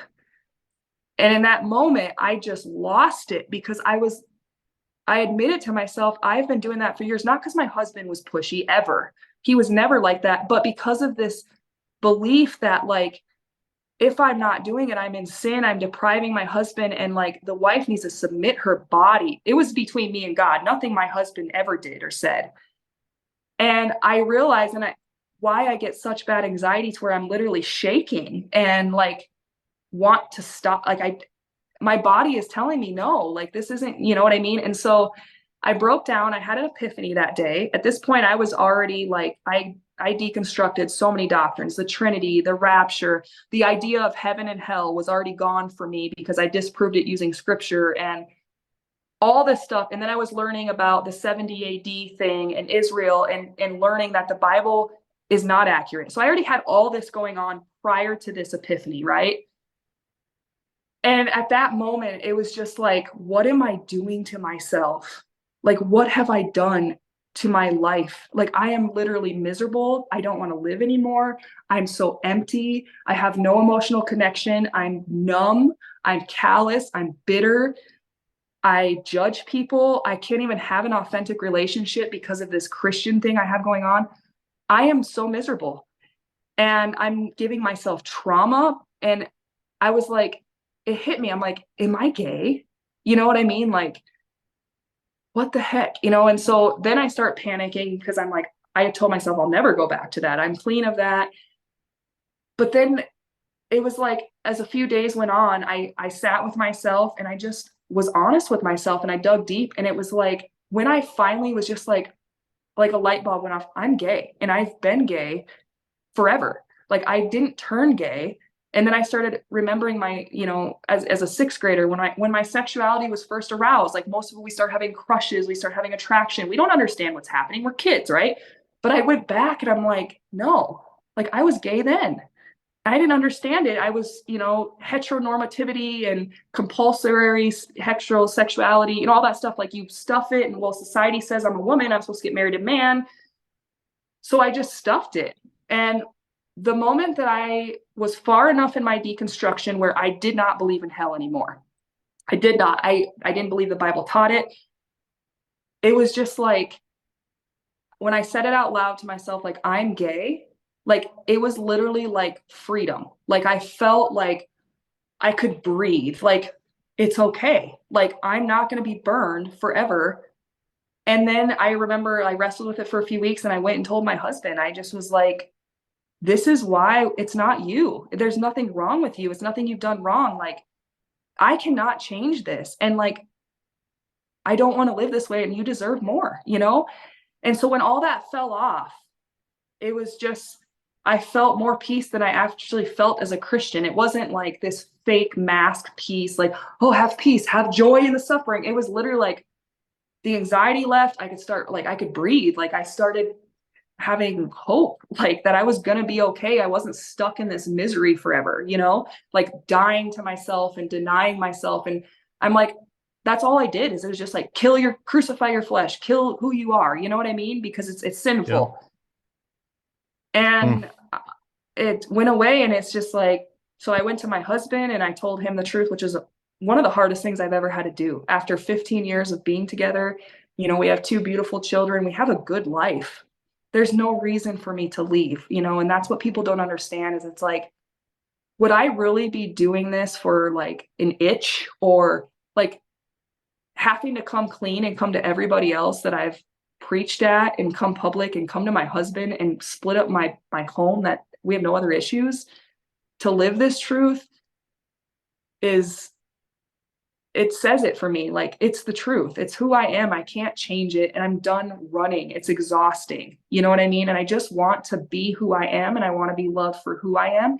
And it's like, if people want to send me to some fake hell for wanting to have intimacy and love somebody just like a straight couple does, and having that with somebody, like, if you think I'm wicked because of that, I'm sorry. Like, all I'm longing for is a connection with another person, and to be in love and to share life with a person. I'm not out on the streets pushing it in people's face, or they think you're a pervert because you're gay. And it's like, I don't know what to do. I don't know what to tell you. I just can't be in your life if that's how you feel. Yeah.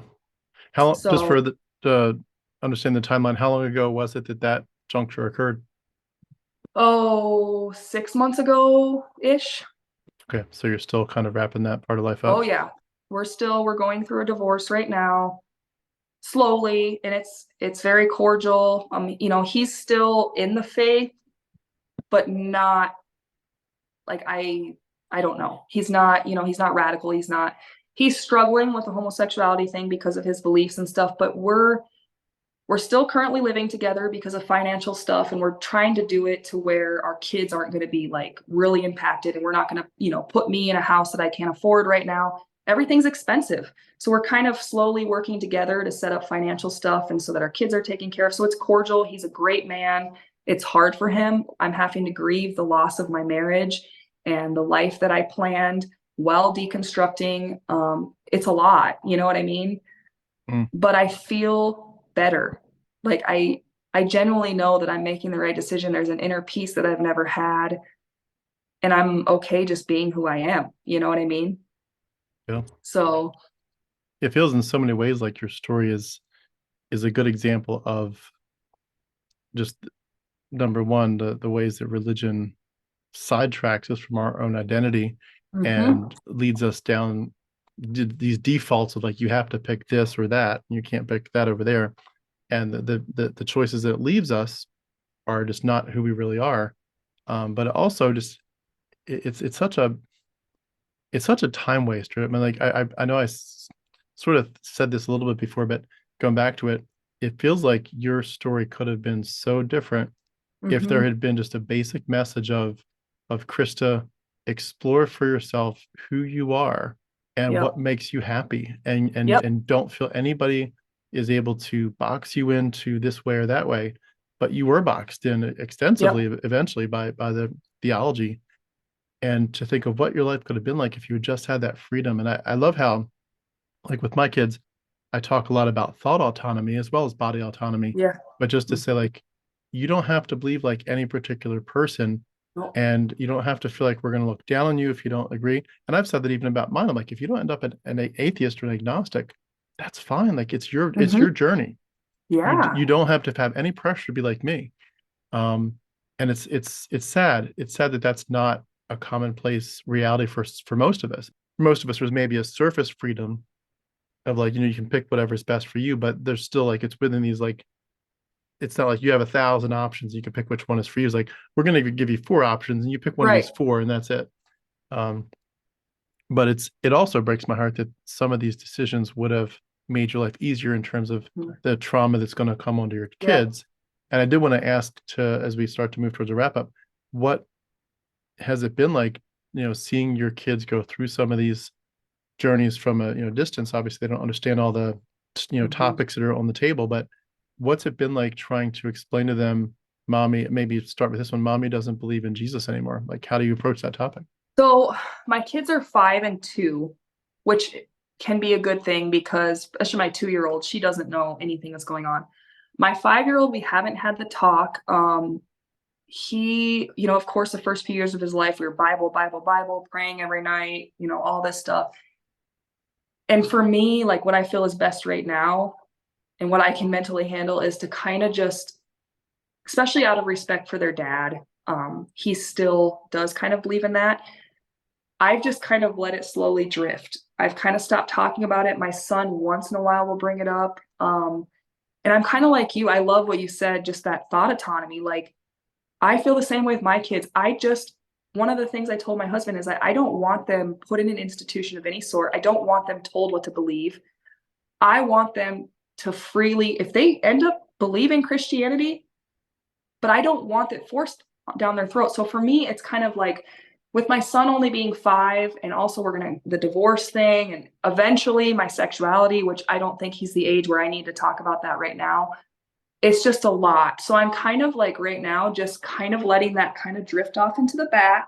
I don't talk about it. He doesn't bring it up a whole lot. When he does, I just kind of, my approach right now is kind of like, yeah. And I kind of bring in how other people might believe different, and that's okay. And it's okay for you to believe what you want to believe. Cause he'll ask me something, like he was sick the other day. He's like, Mom, why would God make me be so sick right now? Like, why am I sick? Why doesn't God, why did he do bad things in the world? Like my son is asking these questions, and I'm just like, some people say it is God, or maybe it's not, or maybe it's just the fact that like our bodies just get sick. And I keep it very simple, because what I don't want to do right now is be like, your dad's wrong or all this, or mommy doesn't. I'm just kind of, because I feel like his age, it'll just kind of drift off into the back. Does that make sense? Yeah. And now if he was like 10, we'd be having probably a different conversation. We'd need to sit down and address it. But I just don't feel like I need to. I feel like he's at that age where, I mean, he's focusing on other stuff where it's like not really a deal breaker for him. Yeah. So Yeah. At that age, often the biggest concern in the room is which color Legos to play with next. exactly. Yeah. Yeah. So, Well, that's good. In but some ways, I can relate because my kids, I help them in many ways to think through some of these things early enough that we didn't have to go that deep, but just a yeah, few yeah, basic principles, and it kind of just inoculated them against it. Especially in my case, it was exposing them to a lot of the mythology behind it to say, let's talk about Dionysius, let's talk yeah, about these other gods. And it's like they could see in the Gospels how they were copied from these other mythologies, they but were. Yeah. but It's insane.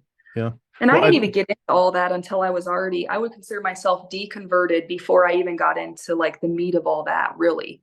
yeah. I mean, And in I some didn't ways, that's start the good watching, stuff. but Some ways yeah, that's and the good stuff because you're like exactly. you're already out for Well, all these other reasons, but then you're like, oh shoot, there's like yeah, another 1,000 reasons to leave. yeah, yeah. Because I know people are gonna say, "Oh, you started watching Atheists on the channel," and no, like this all happened literally in me and myself. Like there was I didn't have outer influence. I didn't start even watching your channel until I would have already considered myself not a Christian, deconverted before I started watching your channel, before I started reading about all of that other stuff. And like before I did start seeing the mythology with the Trinity doctrine. When I started comparing like Yep. all the other gods that have multiple gods in one, and I'm like, that's how I got out of the Trinity, but I didn't deconvert my faith. I was just like, the Trinity doctrine is mythology. But then I started kind of seeing it like, the book of Genesis. Like I used to think that was literal, like literally there was a flood. When you read it as mythology, it actually makes more sense. You know what I mean? It's just a book of fairy tales, basically. But I didn't start watching anybody's channel or reading things or debunking the Bible until I was already deconverted. I was already had to be honest with myself and say I'm not a Christian. Then I started finding all that other stuff. I'm like, holy crap, like it's worse than I thought, Mm, you know? yeah. Well, it's interesting you say that because I feel like in some ways I should have deconverted earlier. But Mm-hmm. mine it did take the mythology. That was the only thing that like pushed me. I was gonna say over the ledge. It pushed me off a cliff. But it was just like it just blindsided me. Like, where did this stuff come from? Holy smokes! Yeah. Like, why haven't I heard about all this and Enoch and all Yeah. that? But in some ways it made the end easier, because to me, by that point, it was crystal clear. It was like I was struggling with, why doesn't God stop the genocides of the world? Why doesn't he, Yes. give, why are 1,000 kids dying a day of starvation? I was dealing with these issues, but I was theologically putting them in a pocket of, but God is just, and will not the judge the earth do right, and he's the king, and he's the potter, we're the clay, he can do what he wants to. Yep. And I was excusing all these things, and the only thing that kind of Yep. shook me up enough was the mythology, which I'm glad I got to, of course. Hmm. In terms of where you're at now, going back not to your family and your divorce, but just to you and your personal journey, how is the healing going from the religious trauma overall, and especially as it relates to your sexual identity? Yeah, good. So I've been trying to, when I get time to be alone, what I'm doing is just going back, going back to when I was little, all that stuff. And like I have learning how to actually heal that stuff is like letting those emotions come out instead of stuffing. And I have days where I cry and I let myself cry, I let myself be angry, and it's good. I have done some counseling. I do need to get into like more of like a therapist, which is a plan that I have, but I just feel so much lighter. And I feel like the thing that I got back that has helped me is being able to trust myself, like no longer believing that I am inherently evil. My heart is deceitfully wicked. I can't trusting my intuition and following what is right, my gut, which has always been so strong. Like even when, I was a cop, like I have a very strong gut instinct and intuition. And to not have to deny that anymore and to live by that and have freedom to question, like that is helping my healing go so much further, because now I can ask the questions, I can be real with myself, and I'm okay saying like I have areas that I'm unhealthy. I have areas that I need to heal, instead of this whole I'm so holy and blah blah blah blah blah. It's such a better place to be, and like I can look at people now, they're not a project to me to be fixed anymore. When I was a Christian, when I would stumble across people, it was instantly like, how am I going to manipulate them into believing my religion? So like now I just see them as people and I learn from them. And it's like my relationships are so much more rich and authentic and beautiful versus these people are a project. I got to figure out how to get them into Christianity. I see this and this and this and this wrong with them. There's this sin. I don't do that anymore. You know what I mean? And so that helps my healing too. It's helping me to be able to look within and areas that I have that are still dark, and I just allow myself to visit them and be real with myself. And it's good. It's going to be a long journey. But just being able to trust myself literally helps so much, to not believe that I'm evil. You Yeah, know what I mean? It's huge. And I know a that's lot a of critical piece people, of it. absolutely, a lot of people still, even after deconversion, I've had friends too, they still deal with, you can see the fear, the anxiety, the shame, like those feelings still, like just shame over what, I don't even know. I just feel so much shame. I feel so bad. And I'm so, they have to work through that. I will say that for me is pretty gone. Like it was pretty quick. I don't know. Like I don't know why, but I know some people it takes a long time, you know? Yeah, So it does. yeah, I can definitely relate to that question, because it was funny. I was expecting that long time frame for some of the things I was dealing with, and in some yeah, ways, some things have lingered. yeah, Especially my longing for the afterlife. I don't think that's ever going to go away, to right. be honest. But the whole idea of like, do you ever like attempted to pray, like, oh, Mhm. almost got a car accident, did you just pray to God? Like all that stuff dropped for me very, very Yeah, quickly. It yeah. was like minutes, truly minutes, it was gone. Me too. Me too. Like even I've had things like that too. And I'm like, normally I would pray right now. But actually looking back, I sometimes think that made my anxiety worse, because I'm having this inner dialogue and I'm warring and going to spiritual warfare. And now I'm just like, dude, whether I'm Buddhist, Christian, a good person, a bad person, this shit happens. It happens to everybody. People get sick, people die, you lose a job. Like it doesn't matter what I believe or what my religion is. This is life. And being able to walk through that and be like, I'm going to feel the emotions. I feel angry right now. So I'm going to be mad and I'm going to walk through it. And tomorrow is a new day, versus I need to go to spiritual warfare and pray in tongues and oh, maybe this is God, maybe this is Satan. Oh, this is God making me more holy. Like, I don't have to do that anymore. And it's just so much easier to be like, this is just life. And Yeah. it's going to be okay. You know what I mean? And honestly, people ask me, well, what about, don't you fear death? Actually, less than when I was a Christian, Mm. because it was always like, have I done enough? Am I going to go to hell? Is God going to let me go to heaven? Now it's just, people are like, well, are you atheist? I don't know. What do you believe? I don't know. Like, I'm comfortable saying, I don't know if there is a God, who it is. I don't know what happens.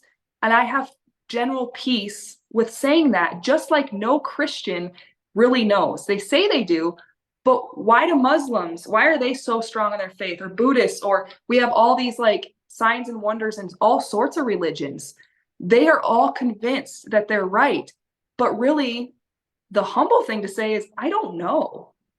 And I'm okay if that gives you comfort and that makes your life better, but I really don't know what happens. And I don't feel fear of that, Yeah. if that makes sense. I Yeah. guess you could say I'm agnostic. I don't know. I mean, I'm not sure. And I don't really feel this urgency to go figure it out anymore. I'm so tired of trying to find the truth. I don't know, Yeah, I hear you. It's nice to not have that fear of, I mean, really, once you drop the fear of hell, it's like, Oh, it's over. yeah, it's over. It's a carrot and the stick. Can I ask, can I ask permission to put you on the spot for a minute with a little bit of a Yeah, different question? sure. And I'm totally playing devil's advocate here. I'm not in any way trying to say this is what I really think, but you have had several times in your life where you've had major shifts. I mean, earlier in your Mhm. life, you had times where people shifted you, sort of Yep. pushed you around. But then there were several instances where you went hard in one direction, then you went hard Hard. in another, then you went hard back.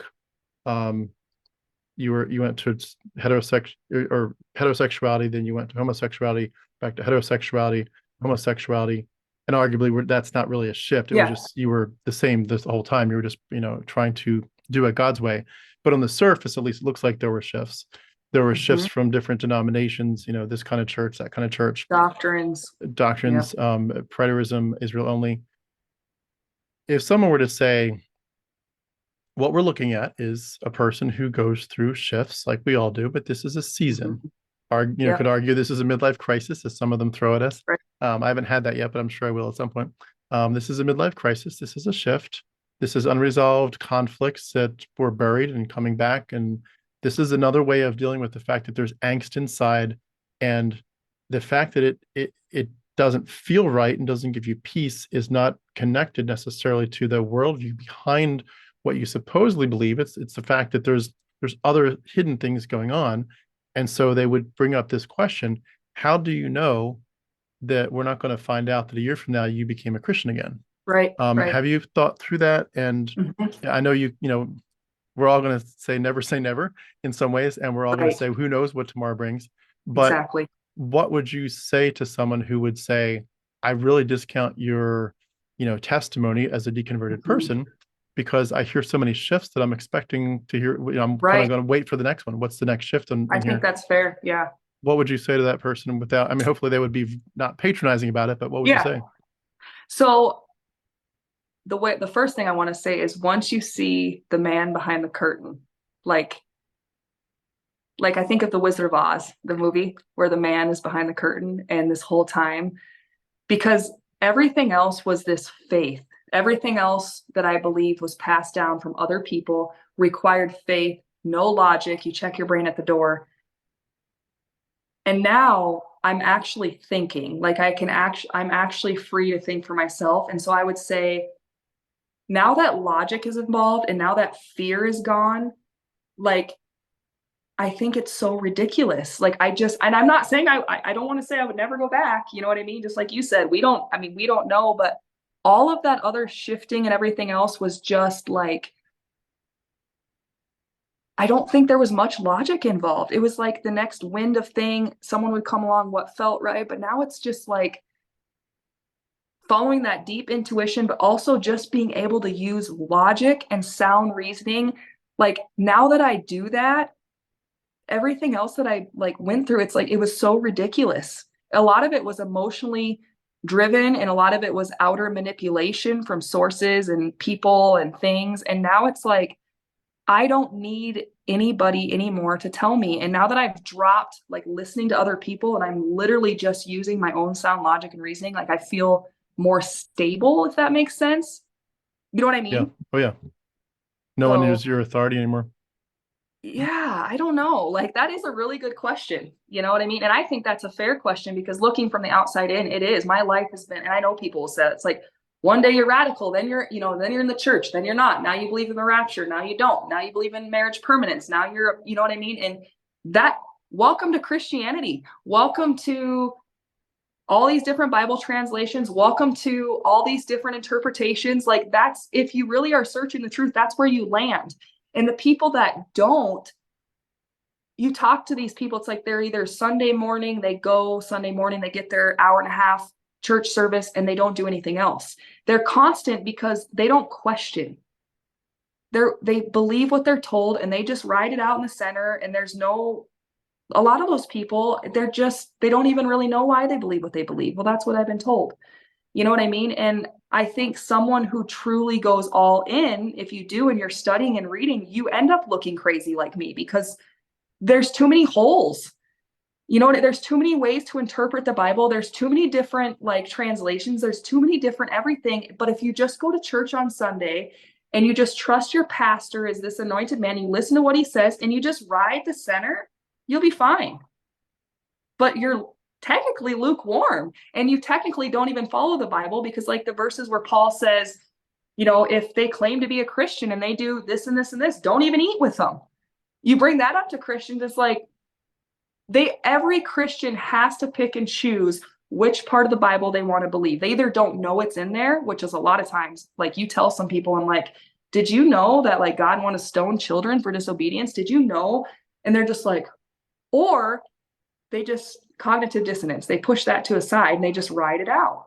You know what I mean? And so if people get offended by how I'm all over, it's kind of like, yeah, but I was all in. Are you all in?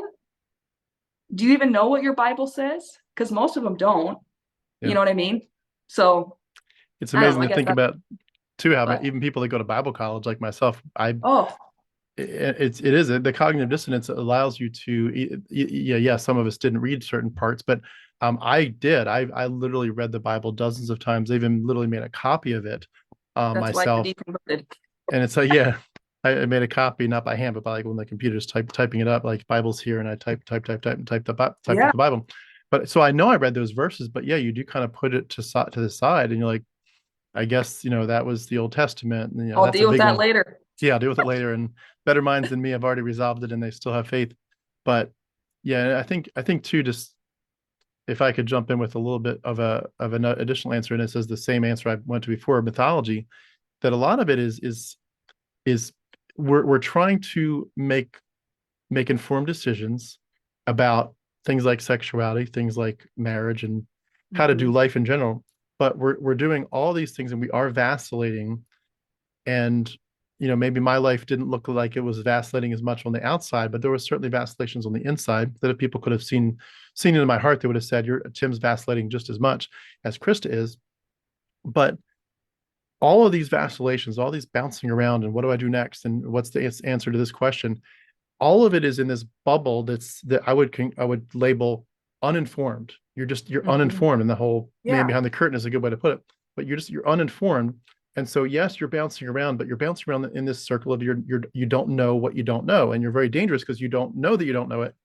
And once you cross over into a bubble that says, and there's maybe there should be a couple bubbles here, but there's a bubble in the middle that says you become self-aware enough to know that you don't know what you need to know. You're like, oh Mhm. shoot, there's a lot more information here. What information, and why didn't you guys tell me? And then you move over into another bubble that says you've got the starting points of learning some pretty critical information. You're not a scholar, you shouldn't pretend to be, but Mhm. you know enough to know that there's a lot more to this, and you knew that before, but now you've actually done some digging, and you've spoken to scholars, and you've read their books, you've watched the videos, and you know enough to know that you didn't know much before, but you know enough now to say, I know a little bit, and the little bit that I'm seeing is very concerning. And Yeah. once you're doing that, you realize it wasn't that you were shifting, you were bouncing, but it was in this bubble.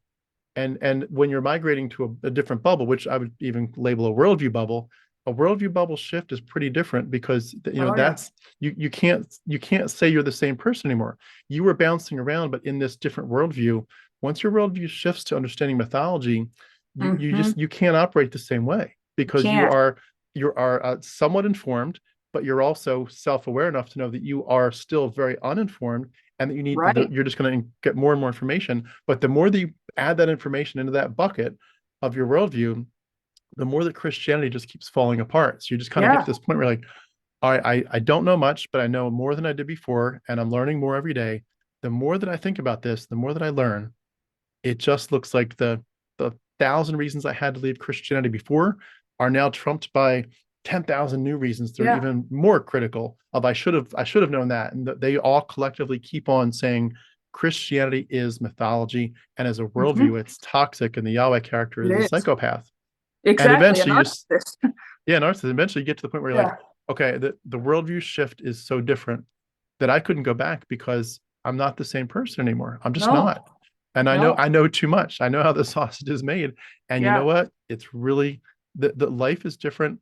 And I think too, once you mentioned the word peace, I think, but once you get Yeah. to a point where you realize I was supposed to have the joy of the Lord, his hmm burden was supposed to be easy and his yoke was supposed to be light. And it just never was. Like, yes, Right. some of that you could say that's your fault. You didn't, but it's like, okay, well, still, God had decades to show up and fix that hmm problem and help me figure out, Tim, why don't you have the joy? If the joy of the Lord is so real and it's so prevalent and it's so just dynamic and it's overpowering, it's almost like you're diving into the love and the grace of God as if you're submerged 8 feet deep in a pool. It's like it's everywhere around you. It's like, well, if that overwhelming, why don't I ever feel it? Yeah. And God, Right. why didn't you show up at least for the basics? And like, God might Yeah. not answer all your questions, but He should at least show up and say, my grace really is sufficient. My burden Right. really is light. Grace really does transform you. And you really will feel the love when Yeah. you're saved and you realize you had 20, 30, in my case, 40 years to show up big and explain this Yeah. mystery to me. Yeah. In Yeah. 40 years, I never felt that peace. And Right. now I'm out. I feel more peace. Life makes so Yep. much more sense. I'm like, I'm sorry, but I'm not gambling the rest of my life on this mythology that doesn't make sense when I can just practically feel like I feel like I'm in my own safe, my own skin, and my own mind again. Yeah. And you feel like Yeah. life, ironically, as much as Christians would disagree, life becomes much more beautiful. Yeah. And It does. And people become more beautiful. And yeah, you especially with the actually, sexual topic. yeah, like, yeah. And when I had to accept, which was hard pill to swallow, I looked back and I'm like, it's so confusing because we're taught, at least I was, that fear is like a bad thing. Fear not, it's like almost a sin. When you're operating in fear, like if you're in fear, you're wrong.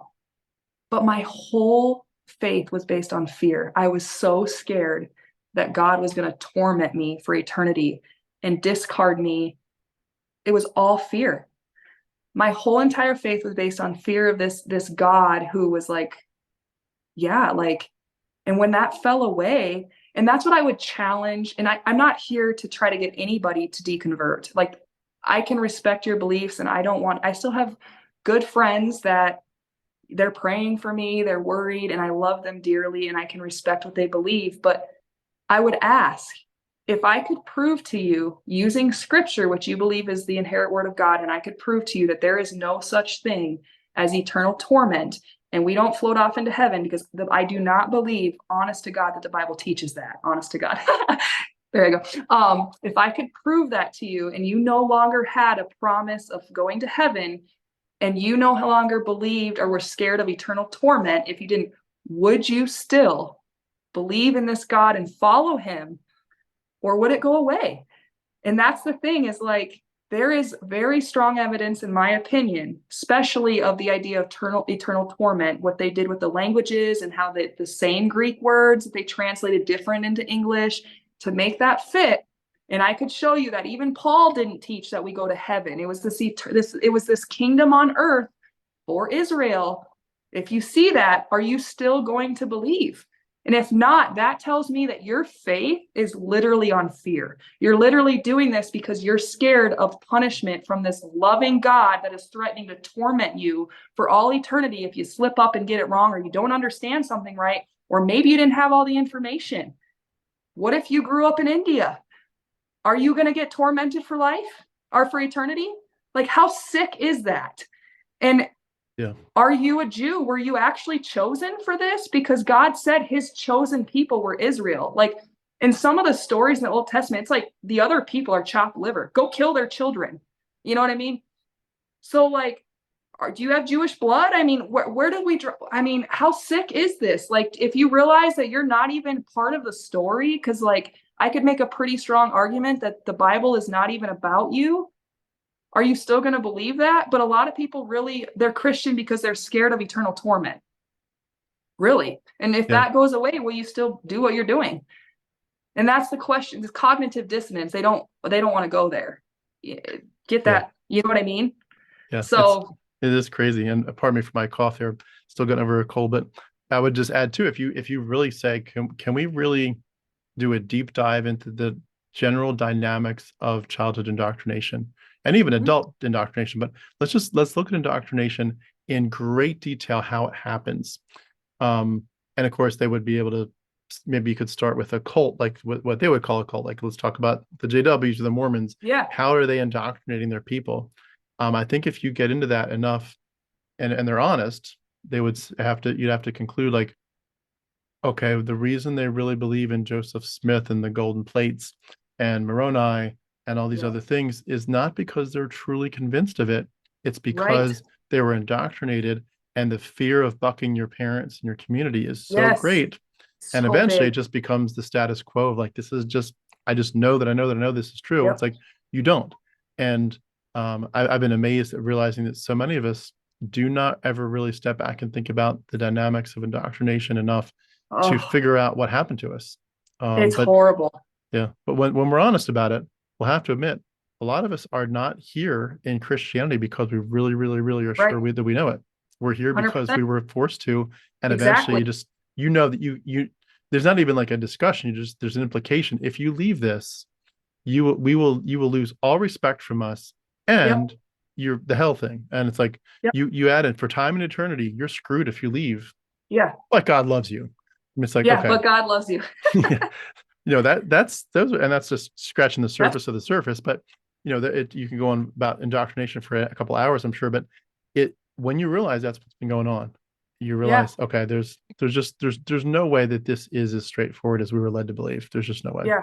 And if God is so powerful, he could have found a way to be, do this with shown up and say, no, I know your parents are saying you have to believe this, but I don't want you to have to believe it. I want you to believe it because I'm going to actually prove it to you. Look, I'm here. Or, and look, if God I'm loves miracle. us so much, why not give us that evidence? If this is a loving God who just wants to spend eternity with us, why is all that? Like, why not just make it so simple and so clear? You know what I mean? Why don't we have a cloud moment where we, all this stuff, he's so powerful. And that brings me to the next point is, as I've deconverted, I've been scared to talk to people that I really love, not because I'm scared necessarily of their judgment. A little bit. It sucks being rejected and cast out, but it's like I have this desire to protect them because I know where their mind is. I know they're still indoctrinated. They're going to literally be scared and laying up at night worrying about me being tormented in this hell.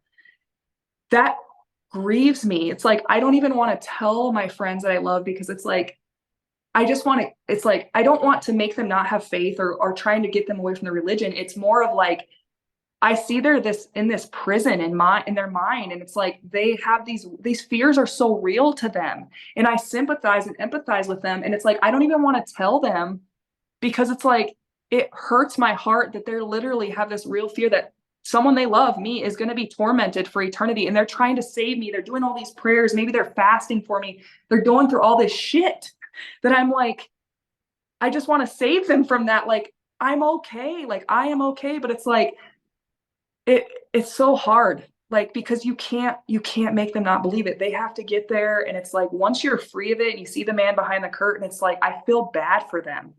I'm not mad at them for still being Christian or whatever. And I can be like, when they do get mad and they judge me and tell me I'm going to burn in hell, it's like part of me is just like, you're the one in prison, not me. Like you're the one in mental bondage, not me.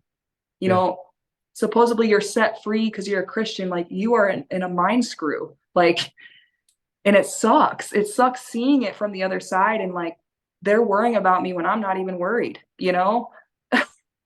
It a great way to put sucks, it. but what do you do? You do feel bad for them because you know that some of them will never escape and they will go to I their know. deathbed thinking this is real, and they will go to their deathbed effectively thinking that your life has basically been ruined and shipwrecked, Yeah, and they will never respect you. And it's like this I know. religion truly does, it ruins families. And I mean It it's does. supposed to. Jesus says, Yeah, I'm come here to bring a sword, exactly. and I've come here to divide families. He says, if you don't love me Yeah. more than you love, or you don't love me more than you love family, Yeah. children, Mother, mothers, father. lands, Yeah, then you're not worthy to be my disciple. Like he's come to separate families, and it does it. That's exactly how it it plays does. out. And it's so, so sad. It's like, why we're breaking up some of the most beautiful relationships because of mythology. And it's just like, Yep. why? Like, why would we do this to ourselves? But I Yeah. know I've kept you for a while. Can I ask, Yeah. maybe to wrap us up, someone going through the hardest parts? Maybe it's related to sexuality, maybe it's not, maybe it's just some of the hard questions of, is this really is the Bible really from God or not? What would you say to somebody besides the obvious stuff of you may need to talk to a professional, secular, hopefully therapist, Yeah. but besides real therapy, what else would you say is some of the things that you've learned that you would advise to somebody going through the hard parts? Learn to trust yourself. You know what I mean? Like, and I don't even know how to tell you to do that. It just kind of naturally happened for me. But like, I think the most powerful piece was when I got over the part that I have a wicked heart. I can't trust myself, which another thing in the Bible can be disproven, the doctrine of original sin. I don't think that's taught in scripture either. But side note, trust yourself, give yourself time to go through each step. Like, don't feel rushed. Don't feel, allow yourself to feel angry. If you feel angry, allow yourself to feel sad. Um, yeah, hopefully you have someone to talk to. But like for me, it kind of just happened so fast. I didn't even have time to really think of what was happening to me. But get on some support groups. Like there's so many online support groups, even the Facebook group, leaving Christianity, get on, talk to other people. Because I think another thing is when I finally got to the place where I was like, okay, I'm not a Christian. Now I need to talk to other people that can be like, hey, you're not crazy. They can validate those very real emotions and thoughts, like to come alongside someone else that can validate you. And there's so many of us. We're not like these, weird people. It's like, it's all over the place. And so link up with some people that can validate those very real emotions, thoughts, and process with you and get a new circle. You know what I mean? Like it sucks losing relationships. Most of the stuff, the trash is going to take it out themselves. How does that go? Like I'm not like pushing Christians away, but it's like I'm just kind of like letting them do what they need to do. But get another circle. There's other people, and like the community of people that have left religion, there's some of the most amazing people that I've come across. They're so authentic, they're so vulnerable, and they're not wearing a mask, and you can actually like have really deep human connection with other people when religion isn't in the way.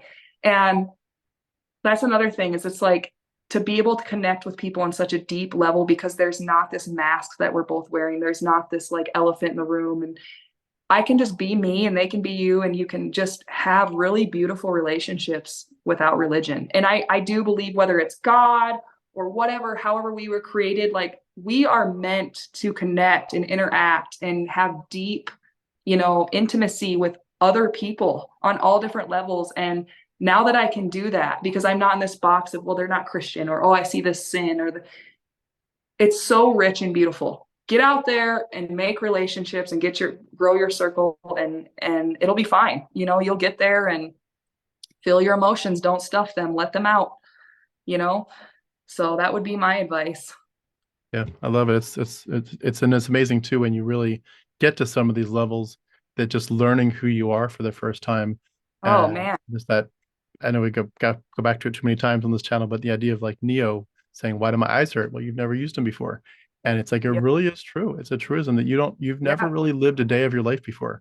You're Yeah. waking up, And I love Yep. that expression. I'm born again. Right. Amen. It's very to that. true. Amen. Hallelujah. No.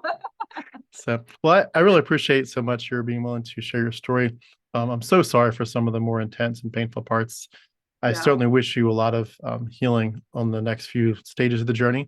I certainly wish a lot of peace and just hopefully lack of trauma for your kids going through the transitions that are to come. But I certainly wish you all well. I hope everybody can keep it amicable. And I just I thank you so much for being willing to share your story. And just I hope for good things. I remember, in church, we do the benediction, the Lord bless you and keep you. Like, I can't do that, but I can wish good things for you going forward. Right. And before we wrap up, though, was there anything else that we did not get to that you wanted to add? I don't think so. I think that was pretty much it. So awesome. Yeah. Well, please, keep in touch. Maybe down the line, I'd love to one follow more up. thing. Yeah, go ahead. All right. I did want to just say too, I know that people are going to see this and there's a lot of people struggling, and I just wanted to open it up that if people want to reach out to me, especially our LGBT community, people that have gone through what I've gone through, it is hard and it's scary. And if you need somebody to talk to, I do have kids and a job and everything, but I will make time if anybody needs somebody to talk to. So I just wanted to put that out there. But awesome. Thank you so much. Yeah. So good stuff. Good stuff. Well, I would love to touch base down the line, just kind of hear how the next year or two goes. So please, Sounds year or good. two, or whenever it's the right time to talk about some updates and some topics in your heart, feel free to reach out and we'll do it again. But I'll just wrap up for today by saying, everyone, we've been speaking with Khrista Nelson. Khrista, thank you so much. Great to get to know you. Great to hear your story. Awesome. Thanks, Tim. Thanks so much. Bye. Bye.